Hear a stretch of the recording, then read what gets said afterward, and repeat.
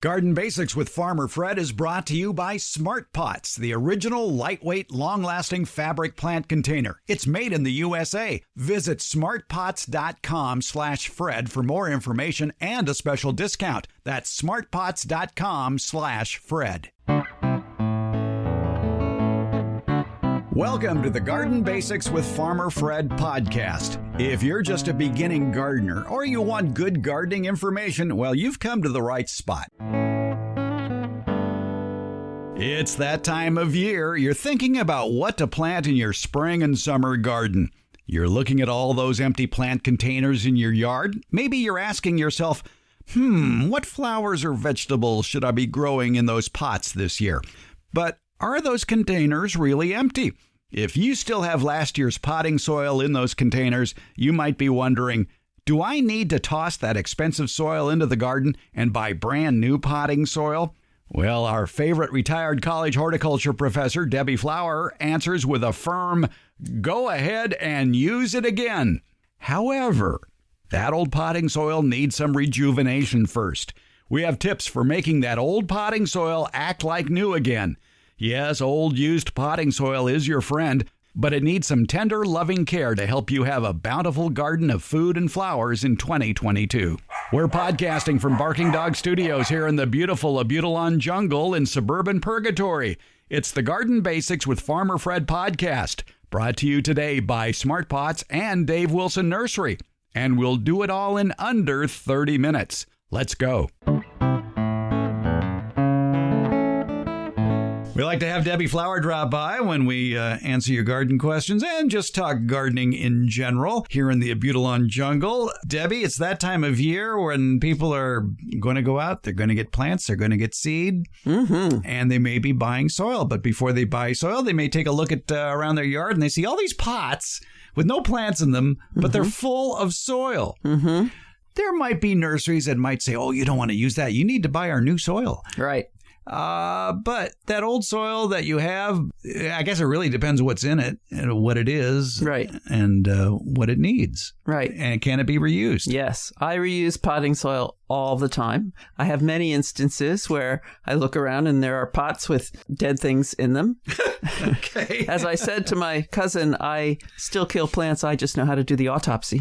I typically know or have an idea of what killed them as well. I take out what is left of the plant. There's often a decent root system. I'll bang it around on my potting bench or in my container and get off as much of the container media as I can from those roots. Notice I say container media. This is not field soil.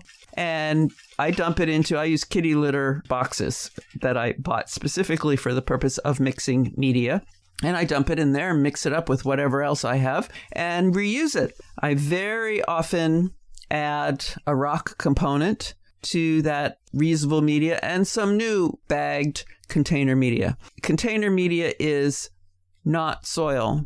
It is organic matter plus some typically rock components. Peat moss, coir, or compost are usually the organic matter, and then the rock components are perlite, vermiculite, pumice, sand, something like that. And it's often 1 part of the organic matter to 2 parts of the sand component. And the reason for that is that over time, the organic component breaks down. And as it breaks down, the particles get smaller, and the space between the particles where the air and water hang out in a container gets smaller, and the plant starts to suffer. So a plant has died in the container media. It's been in there some period of time, and that container, the organic component of that container media has broken down. So the pore spaces, the open spaces between the components of container media have gotten too small, maybe, or they've definitely gotten smaller. They may have gotten too small for roots to actively live in there. So I want to fix that. That's one thing I want to fix is particle size. So I do that by adding some new media from a bag and some usually more rock component. Mix them together, get the texture, and I do it very much by feel, and I don't have recipes. And then I'll reuse them. I will never reuse media to start seeds in. To starting seeds, you want things sterile. You want the pots to be absolutely clean, and you want the media to be unused. So I'm not using it for that. But I will move my houseplants up to a bigger size, or my seedlings that I started in 6-packs, I'll move them up to 4-inch, something like that, using this reused media. The other thing that I need to worry about with the media is salt component. The salt is fertilizer. Fertilizer has to be in the salt form for the plant to be able to take it up, has to be able to dissolve in water and move to the plant's roots and enter the plant's roots. And so that's the salt form. And if there's too much of that in there, the pH of the soil will go up. So the soil will be too alkaline. When that happens, then nutrients that are in the soil become unavailable to the plant. The easiest way to do that is just flush the media with fresh water for several minutes and allow it to come out through the drain holes of the pot. But yes, I absolutely reuse media frequently. Are you open for questions? Yes, sir. Oh, good. To your last point there, one thing I do, I get myself a 5-gallon bucket, and I will take that old container mix and put it in the bucket, because usually peat moss is part of that. Yes, which mix. is hard to re-wet. It's hard to re-wet. So in a bucket with no drain holes, I will put that soil mix and then fill the bucket with water and then go do something else. Mm-hmm. When I come back several hours later, that moisture has basically permeated throughout that entire body of potting soil. And I then transfer the potting soil to large plastic containers with drain holes and let the whole thing drain. Aha. Okay. And then I can get in there with my hands and grab the soil and refill whatever pot I was going to do, knowing that it's thoroughly moist. Yes, potting soil can dry out to beyond re-wetting easily. And so you're right, you have to soak it, or you can use, if you're anxious, you can use warmer water and work it with your hands, and maybe just a drop, literally just a drop of dish soap. And you want it to be soap. It really would be better if it were Castile soap or Ivory soap, not detergent. But that breaks down the surface tension of water and allows it to permeate the particles of the container media more easily. But I always have my soil moist from top to bottom before I put it in a container. Good idea. Questions? Yeah. You mentioned that with that old compressed potting soil, you will add some new media and some sort of rock component. Mm-hmm. Could you be more specific? I usually have a bag of something. It could be peat moss, just a bag of peat moss. Could be a bag of coir, milled coir. Could be a bag of container media that was sold to me as container media hanging around. I always make a point of having some. And then I prefer pumice actually in my containers. It's heavier. For a rock component. For the rock component, yes. I prefer it over perlite. Perlite is also a rock component. It is physically smaller than most pumice, but it's very, very, very dusty. And I have had bad reactions to it. That dust can get down in my throat, and I think it gets beyond my throat, and I'll be miserable for a couple of days because I inhaled it. I do have masks now that I can wear. If you don't, I see some on the street. Right. They're everywhere these days. But it's a habit now, and I've gotten out of it. I do keep a little perlite around. It's often good for starting seeds, and vermiculite is another one I like to have around. I use it to top media to cover seeds because it holds moisture well. It allows air in, it allows light in, so even if the seeds need light to germinate. But I use it for that. But I don't put it in media as much because it is expanded mica, and mica is a very shiny rock with many layers. So when it expands sort of like an accordion, and it's easy to crush. So it loses some of its better characteristics, like it gets smaller if you crush it by handling. So another one that I just haven't found a good source, have to be honest and say I haven't looked very hard, but is sand. Builder's sand, if you bought it at the big box store. Horticultural sand, if you bought it in a horticultural environment, is usable as the rock component. It has been sized. Sand comes in a whole variety of sizes. So if you went to the beach and picked up sand, or you went to the quarry and picked up sand, the sand would be in all different sizes. And when you put that together in a container, the little pieces fall between the big pieces, and you don't have good pore space in that media. So builder's sand and horticultural sand have been sized. They also have been washed. Sand is usually in a place where an ocean used to be. And so oceans have salt in them, and you don't want that salt. So it's been washed, it's been sized, and for those reasons, it's a good choice for the rock component in media. Do you have any problems with using bagged compost as part of the hamburger helper mix in that reusing of potting soil? I have not. There are no laws I'm aware of that regulate what is in when you buy a bag of container media. So unlike a pesticide, what's in that bottle or box had better be what's in that bottle or box, or you've broken the law. There's nothing like that for bagged goods. However, there are companies that make good products. They want to make good products. They sell good products. Other people recommend their good products. And so they are consistent just by that pressure from their buyers. And so when I go to buy a bagged good, I will flip the bag over and it will tell you the components in the bag. And if there's compost in it and it's a brand that I have faith in, then I have no problem with that. Nice tap dancing, Ginger. But what is it about compost that makes you leery of using it as an ingredient in rehabbing potting soil? It could be high in salts. Mushroom compost is one of those that could be high in salts. It could contain redwood fines. If I'm trying to start seeds, redwood inhibits that process. Or it could have nothing in it, nothing desirable, because compost, depending on how it's been made, will lose all of its nitrogen in the process. And it's just an organic matter. And that can be okay. You just need to know that. Peat moss is just an organic matter, but it's a known organic matter with a certain pH. Coir is the same way, although its processing has gotten better. When it first came on the market, it had some pH issues, but that has gotten better. What are your thoughts about using worm castings in a soil mix? Often, when you read the list of what's in a container media bag, there may be worm castings in there. There may be composted chicken manure in there. Worm castings I'm fine with. Chicken manure makes me a little bit more leery, especially for starting seeds, because it can be very high in nitrogen, which can burn plants and plant roots. And we usually think of that as a fertilizer anyway. Yes, yeah. A fertilizer instead of, yes.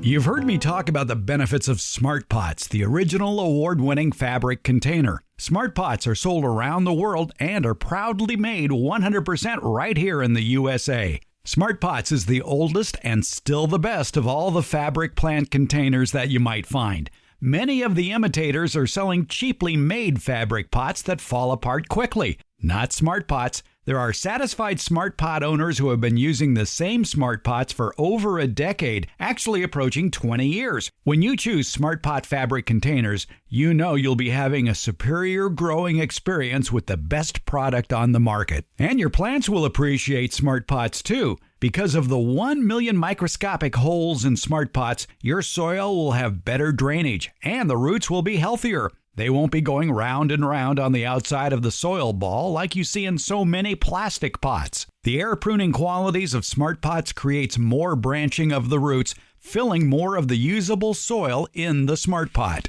Smart Pots are available at independent garden centers and select Ace and True Value hardware stores nationwide. To find a store near you or to buy online, visit smartpots.com/Fred. And don't forget that /Fred part. On that page are details about how, for a limited time, you can get 10% off your Smart Pot order by using the coupon code FRED. Use it at checkout from the Smart Pot store.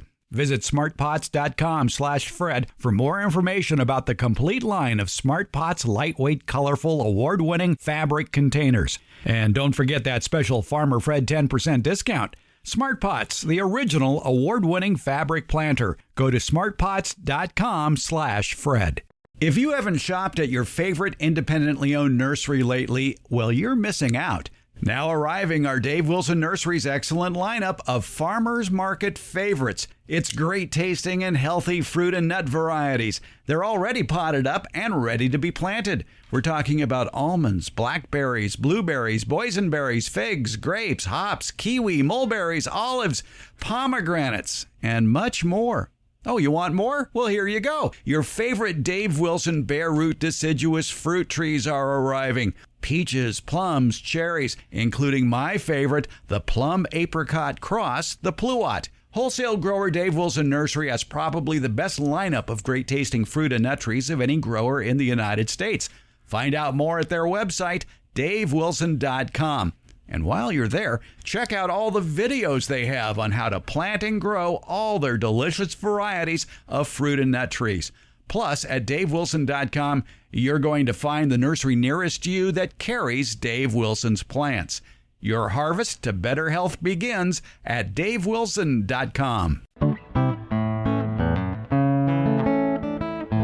Which brings up an interesting question. You mentioned that when one of the big problems with reusing old potting soil is the buildup of salts. And you mentioned fertilizer. And I think most people who listen to the show are familiar with the buildup of salts due to synthetic fertilizers. What about organic fertilizers? Can they cause a salt buildup? Absolutely. They can, especially if they're manures. Yes. What about liquefied versions like a fish emulsion? You want to look at the analysis. So fertilizers have numbers, 3 numbers by law. They have to have 3 numbers on the label. And the numbers can be as low as, well, they can be 0. They can be 0.1 or anything above. Some fertilizers can be 30, as high as 30. If you're fertilizing an existing plant, you don't need those 30s. That's very high. That can burn the plant. 20 can burn the plant. We're looking at single digits or below would be the analysis. So the 3 numbers are percent nitrogen and phosphorus, yes, and percent potash.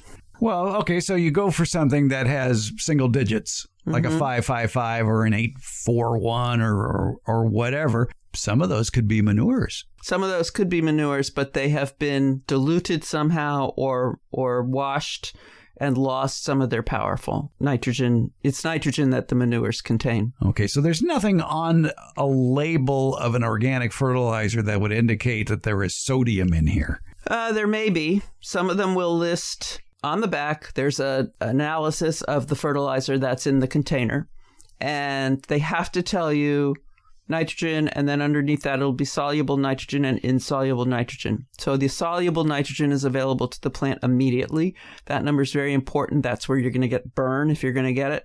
The insoluble nitrogen has to be broken down into that salt form, which is soluble by time, temperature, and microorganisms. And moisture.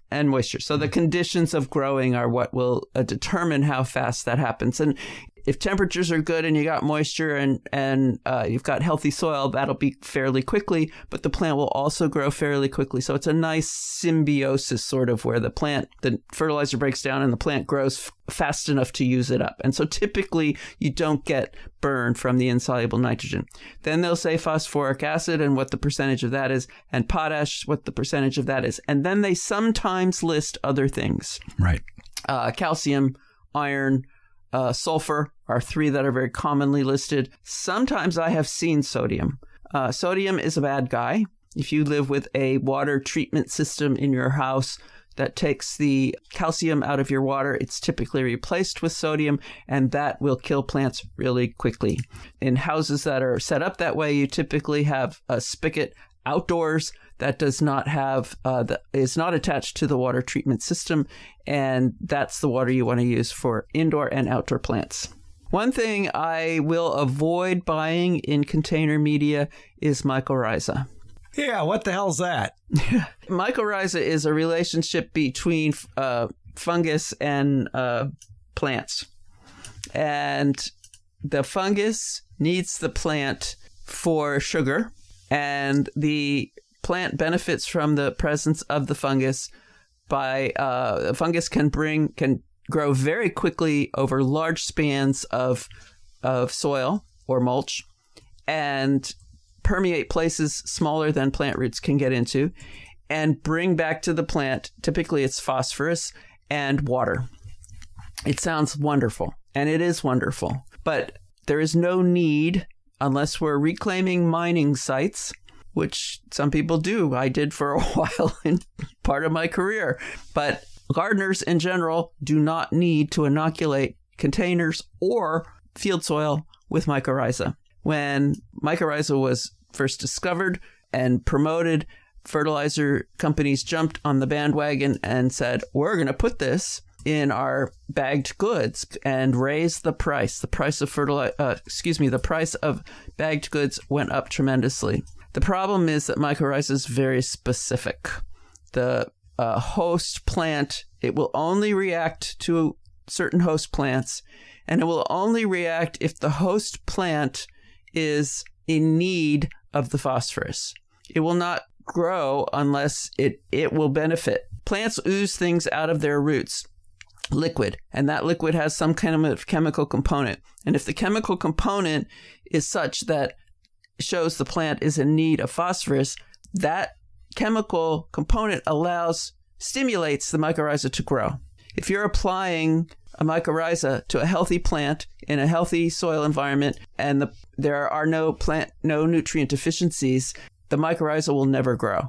It is a live organism. It is capable of going into dormancy, but these are not handled as live organisms in the bag media world. They're just thrown in there and the bags sit wherever they sit. Warehouses, truck bodies, outdoors, and at the garden center. Whether the mycorrhiza is viable is questionable. Is it the right one for your plant? That's questionable. And does your plant really need it? That's questionable. And the thing is, it costs a lot of money. The other thing about mycorrhizae is there's a territorial battle going on, too. And if there are any surviving mycorrhizae in that box or bag that's been sitting in a parking lot or whatever at a nursery, it's probably not alive. But if there are any that are alive, they're going to have competition because there's already mycorrhizae in the soil. So why not just feed your soil with mulch or organic products to build up their populations? Yes. And that population is going to fluctuate depending on if anything's growing there or not. Yes. It's the soil, and we're learning more and more about this all the time. The soil is alive. There's a lot of stuff in there. If you I mulch with arborist chips, and I go to plant something and I'll dig in there and I'll flip it over and there's this mass of whiteness.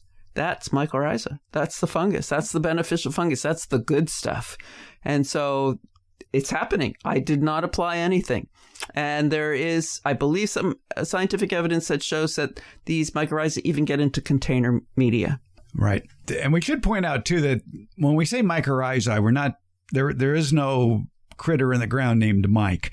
It's either a bacteria or a fungus. And the mycorrhizae refers to the reaction that goes on to transfer nutrients to the plant roots. Right. And that's another thing, too, that more and more people are doing. I think it's called regenerative gardening. It has a name now. And it talks about just leaving the roots of your old vegetable plants in the ground as a source of nutrients to continue that mycorrhizal activity. The no-till movement. Yeah, the no-till movement, yes. But everybody needs a fancy new name, so now it's regenerative gardening. Right. Well, that, I think, is a more positive spin on the name than no-till. Yeah, exactly. It tells you what it's doing, not giving commands. Well, I tell you what, if you want to go down that scenic bypass right now, let's, because that is one area that people do get into. And when they get into gardening, they like to buy stuff. And one of the things they might be considering buying, and it's a high ticket item, is a rototiller. Right. And yeah, they're fun. By the way, if you do buy a rototiller, make sure it's a rear tine rototiller, not a front tine rototiller. It's a lot easier on your back. But what you're doing when you till up the soil is you're destroying all those freeways and byways and passageways and everything that the mycorrhizal activity needs to exist, including earthworms. Right. There's an environment down there that has been created by all the live things, both large and small, in the soil. And it's like somebody coming in and with a giant rototiller and going over your house, and you would have to rebuild. Yeah, and it creates, I forget the term, it'll come to me when I'm done recording, I'm sure. There's a term that what a rototiller does to that soil level below where it can reach. It basically seals it up. Yes, because you break up, soil forms what's called aggregates. And it's really the poop of the microorganisms that live in the soil that acts as the glue to glue soil particles together. If you have a clay soil, you actually have some of the best gardening soil you can have, but it has to form aggregates before you can really garden in it. But it has great water holding ability, great nutrient holding ability. And once it has formed aggregates, then it has also good drainage. To form aggregates, you have to add the organic matter that the microorganisms eat. Then they poop, everything poops, and that glue holds, that poop acts as the glue to hold the clay particles together in irregular shapes. And so it increases the size of the clay, allows for air penetration and water penetration. Basically, that when you rototill, you're basically seeing off those lower layers from getting air and water. Right. You break up those aggregates that have so wonderfully formed. You're back to the very, very tiny particles. The tiny particles move with water and they flow down and create a layer of just tiny particles. And it's typically clay because that's the smallest particle in the soil. And that seals off the top part of the soil from the bottom part. If you need to spend $800 or $1,000 on a new garden toy, get a chipper shredder. Yeah, there you go. You get a chipper shredder and all these tree branches that you're pruning off yearly, or your neighbors need it. Those chips, those shredded tree branches make a great mulch. Yes, they do. You don't incorporate it into the soil. No, you just lay it on top. Just lay it on top. And as that mulch breaks down, and it will, it's feeding the soil. It is. And it also changes the composition of the microorganisms that live in the soil to ones that discourage a lot of our herbaceous weeds. You will have weeds, but they'll be easier to pull out. But you won't have near the population of weeds you would have had you used a different mulch or had you not put this down at all. There are those who defend the use of rototillers as a one-time operation when starting a new garden. Good idea? Bad idea? If I could get somebody to come in and do it for me, I would do it. Okay. The one time. Same with double digging. I double dug my vegetable bed the first time. I think I'd rather rototill. Yes, exactly. Exactly. Although rototillers can't go as deeply as a double dig does. Yeah.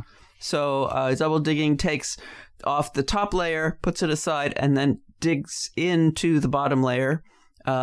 Good stuff, organic matter typically.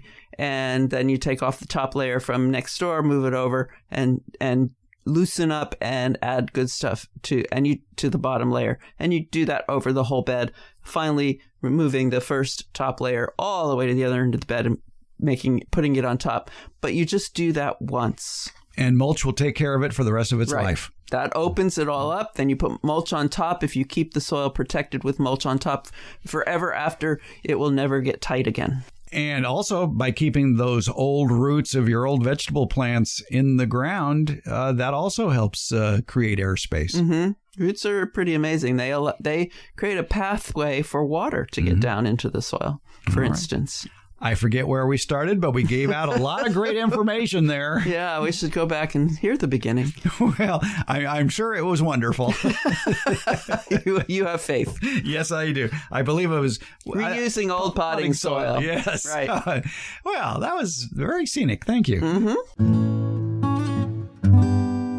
Have you taken a look at the Garden Basics with Farmer Fred Beyond the Basics newsletter yet? It's a deep dive into what was discussed on the podcast, along with more great gardening information. It really is going beyond the basics. In the edition of the newsletter coming out Friday, March 4th, we complete our trilogy of newsletters exploring the topic, what the heck are you going to plant this year? 2 weeks ago, we reported on award-winning pepper varieties.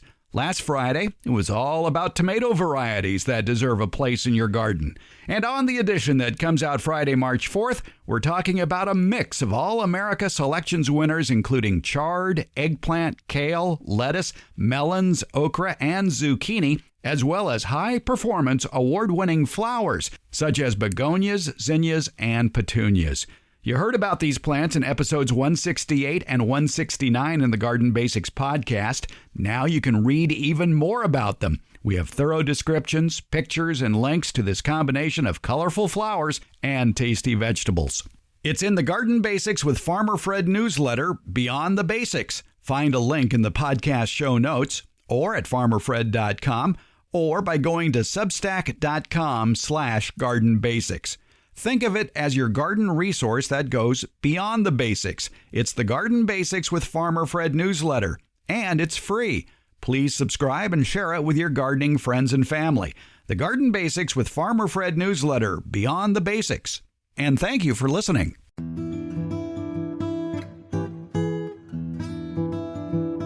Garden Basics comes out every Tuesday and Friday. It's brought to you by Smart Pots. Garden Basics is available wherever podcasts are handed out, and that includes Apple, iHeart, Stitcher, Spotify, Overcast, Google, Podcast Addict, CastBox, and Pocket Casts. Thank you for listening, subscribing, and leaving comments. We appreciate it.